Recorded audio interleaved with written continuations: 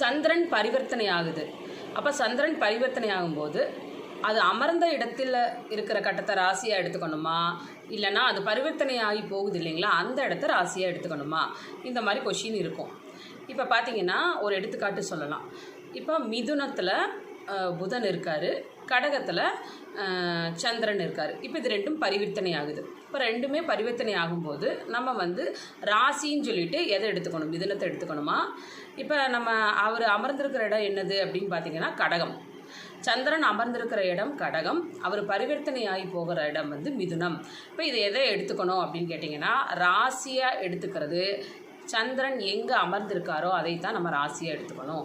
இப்போ இந்த இடத்துல நம்ம ராசியை எடுத்துக்க வேண்டியது கடக ராசி அப்படின்னு எடுத்துக்கணும். சந்திரன் எங்கே அமர்ந்திருக்காரோ அதுதான் ராசி. அது பரிவர்த்தனை ஆகி போகும்போது அந்த ராசி மாறாது. பட் ஆனால் சந்திரன் ஆட்சி பெற்ற பலன், அதாவது பரிவர்த்தனை பலனை முழுமையாக கொடுக்கும்.